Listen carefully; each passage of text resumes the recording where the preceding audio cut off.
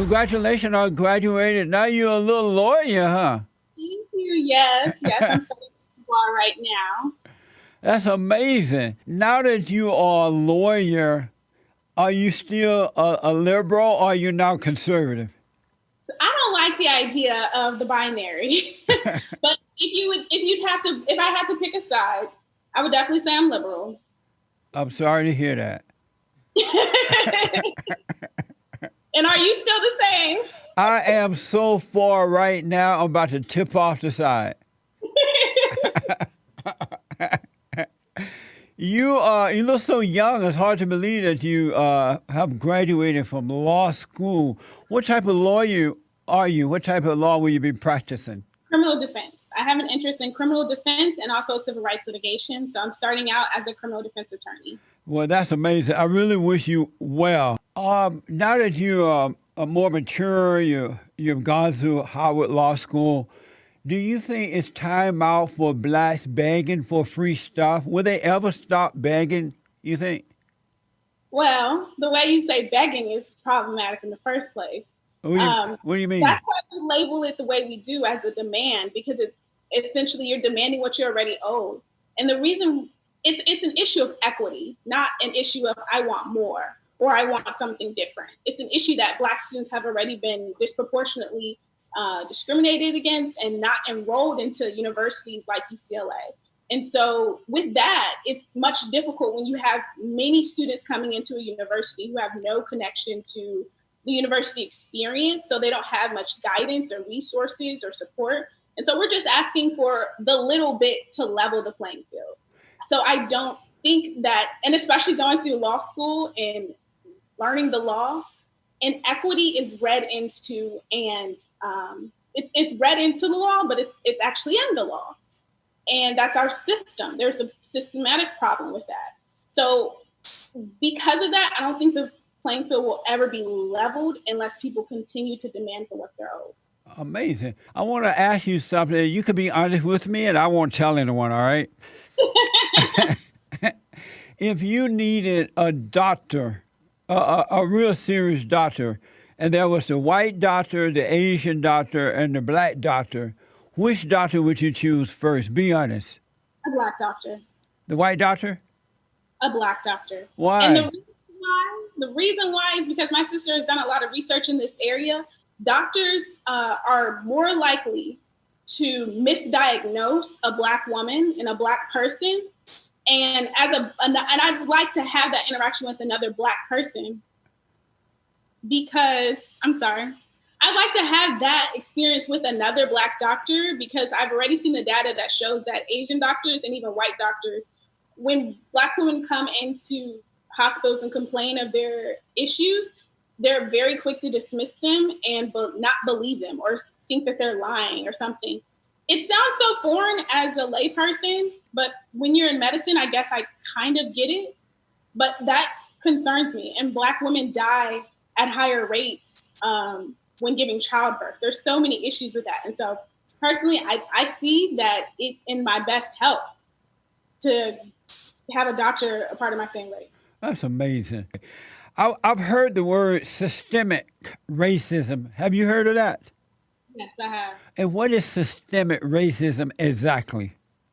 Systemic racism, and it's kind of redundant in a way because racism is about an institution. It's an institution built off of taking advantage of somebody being the minority or being the subservient all the time. I kind of, as I'm studying law right now, I equate it to something called a servitude. It's basically like an estate. It's the chance to take advantage of a subservient estate for the benefit of that other. And that's kind of simply what the system of racism is in every way. There isn't a functioning system without someone on the bottom for the top to gain. And so it's just a made up thing in order to intimidate white people and take their free stuff? No, not at all. And the irony is that white people made it, starting with our founders of the country, the institutions that built this nation and the institutions that continue to let it go. Like everything that goes with it is just an outgrowth of the institution. even through the prison industrial complex, our police institutions, even higher education still functions on that same system as well. But that definition you gave doesn't define it. It sounds like just another made up word, like the word racism. Racism is a made up word too. We all know now that there's no such thing as racism. It's on the right or wrong, good or evil. And so systemic racism sound like just another word that the deceivers of good made up in order to keep blacks angry and out of it and to intimidate white people to take their stuff away from them. It just sounds like another made up word. You notice that? So I'm confused about how racism can intimidate white people. What is the effect of racism intimidating white people? How does it hurt them? Well, because black people hate white people more than white people can even think of hating blacks. And they're always robbing, killing, murdering, raping, and taking their hard-earned living away from them. And if there was such a thing as systemic racism, it seemed to me that would be the definition of it, where the blacks are doing it to the whites. Well, that doesn't answer my question, but to address what you're saying about the always or about hate, black people actually consistently have been the quickest, I hate using that word, but forgiving in those type of situations. What? Yes, civil rights movement is the epitome of it. The civil rights movement, we have the image of, that is the quintessential image of racism.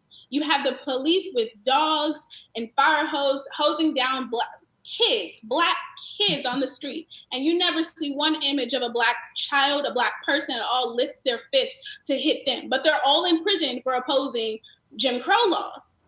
But then what you do when you have a riot, you're supposed to take the dogs and the water fountain out there to disperse the rioters.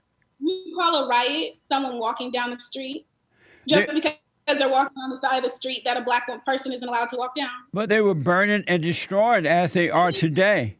You didn't touch the thing. They didn't. Actually, the people who were burning. I was down there. I saw it. I lived there. I grew up there, and I remember that. Who were actually burning things down were the white people. The white people were the ones who were actually committing extremism on American soil. No, it was the blacks who were destroying the property of others. So it was the black people who burnt down their own Baptist church and killed their own baby girls in a Baptist church? Well, you have incidents like that happening because the whites get mad at the blacks and they go and do wrong things. That's why I tell the whites not to get angry, because when you get angry, you come out fighting in the wrong way, and the blacks going to say, see, I told you, systemic racism. I want to ask this about systemic racism. If systemic racism existed, how do you explain, especially in America, how would you explain Michael Jordan, Michael Jackson, LeBron James, Beyonce and her husband Jay-Z? Huh? Beyonce? Yeah, Beyonce and her husband Jay-Z. BET founder Robert Johnson, Oprah, and many, many more. How did they become so successful if systemic racism exists?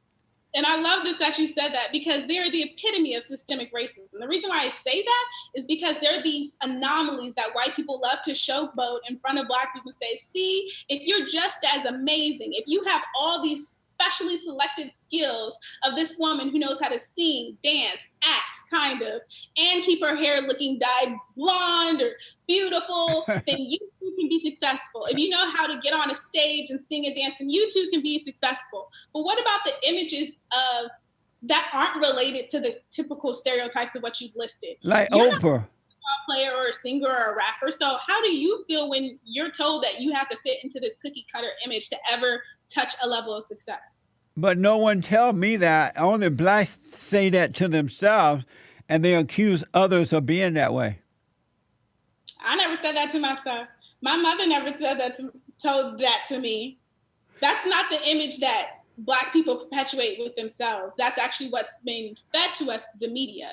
And I know, like, your president has talked a lot about the media, and I think I'm glad he has that conversation about it, but the way he's using it is not proper. It's proper when you talk about the images of black people being perpetuated in American society over centuries. Like if we go all the way back to the early 1900s in Song of the South, the movie produced by Disney with Black people on slave plantations, smiling, dancing, and these hideous Black caricatures, that's the type of images that have been perpetuated in our media.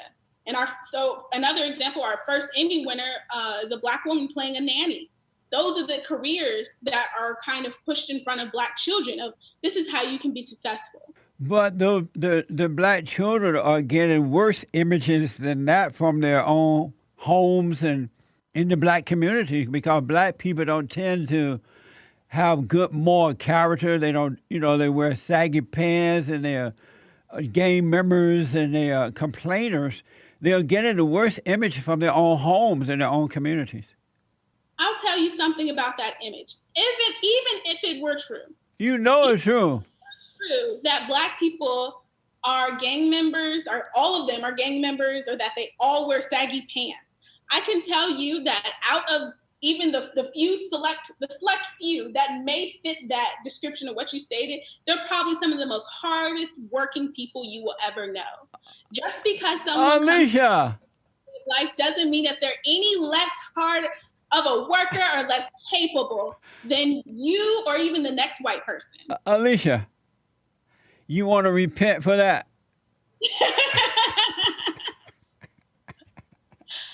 That's not true. People I have met in my life. The fact that you're still hardworking on this show, that is beautiful. It's always present for us, no matter what side, no matter where. If there is such thing as systemic racism, which I know doesn't exist, how did the fallen Messiah, Barack Obama, and Big Mama Michelle how did the fallen Messiah become the president of the greatest country on this side of heaven if systemic racism exists? And then once he became president, he nearly destroyed America. We now have Obamagate. There was spying on the Great White Hope, Obama's administration, and Obama is still not in jail. And now they are multi-millionaires. He and Big Mama now live in Martha's Vineyard, one of the richest area, most beautiful area in the country. Why didn't the system stop that? They don't live in Martha's Vineyard, but we're going to call them by their proper titles: President Barack Obama, Michelle Obama. He's not the president now. Thank God. That title stays with him till he dies. That is the respect of the position of the title. Unfortunately. I got to ask you these things before the time is out here. Are you surprised to see Black people and white people following or even listening to this very radical far-left group that's worse than the KKK, Black Lives Matter? Because Black Lives Matter was founded by a bunch of Black fat lesbians, angry, evil lesbians. And now you have the Black people, especially Black people, and some white people, Antifa, another radical organization. Black Lives Matter is worse than the KKK. Are you surprised to see people destroying the country, listening to Black Lives Matter? There's so many things you said there, but I'll address at least the last portion of it. We have to, before I can compare, we can allow that comparison between KKK and the Black Lives Matter to go on. Yes. Let's talk about what the KKK actually is. An arm of the KKK is all about protecting the spaces for white Anglo-Saxon males. So that means keeping their jobs, keeping their families intact, their schools, keeping their schools white as possible and their communities as calm and as white as possible.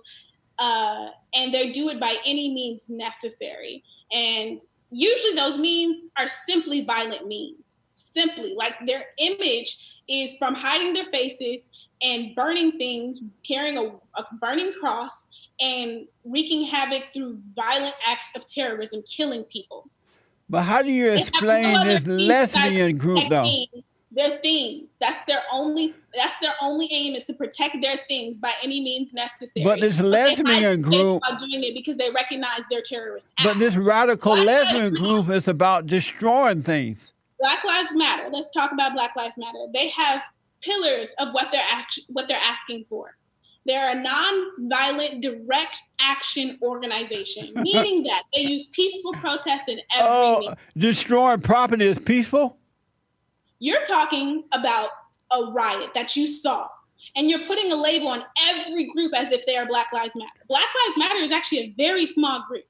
But mind you, there's probably a total million people who have been protesting outside in the past couple of weeks or past 2 weeks or so. All of those people are not Black Lives Matter. Black Lives Matter were organized when they're organized, and they're people who meet on a consistent weekly basis. They can't have a million people sitting there in meetings every week. Well, I know there are other groups. Organized organization. They do not condone violence. They do not condone acts of terrorism. They do not condone even looting. Well, why don't we hear them denouncing it then if they don't condone it? That's not the organization to tell you what they're doing. But Black Lives Matter, from what I understand, you never will see them in front of a news camera because a part of their organization is to dismantle systemic racism and dismantle the institutions that uphold it. And so you'll never really see them being at a rally or stepping up on a stage ever to speak about their values, because in that moment, they're acknowledging that platform that they're standing on and giving credit to the institution for which they're trying to bring down. So you'll never actually see it unless you actually do your research in terms of probably going to their website or following up on the people, because there's literature. One of the actual founders, Dr. Melinda Abdul, she actually is an educator. She's a professor, and she writes a lot on this. So you could probably look into that. But we tried to get her on the show, but she's a coward. And we have had some of the Black Lives Matter, Patrice. You would never hear from her, but you would never see her in this space. You would never see her in this space because part of the Black Lives Matter movement is that they have no interest in engaging and giving power to entities that only seek to dismantle them or to undermine them. Did you know that Black Lives Matter was founded by a bunch of fat black lesbians? Women? Yeah, radical lesbian. I don't think they would want you to call them women. So what is your problem with a person? No, but a person who's simply different than you. No, nothing at all. But I'm just surprised that the world is following a bunch of fat black lesbians, radical lesbians, and they are burning down the country following these people. I'm stunned at that. I just never thought I would see that because black lesbians, fat black lesbians, radical ones don't have any values. Satan is their daddy. They hate men. They hate the order of the family. There's nothing good about them. I'm surprised that in a Judeo-Christian nation that you would see people following these people. No wonder they're so destructive. Oh, Mr. Jesse, I don't got nothing to say to that.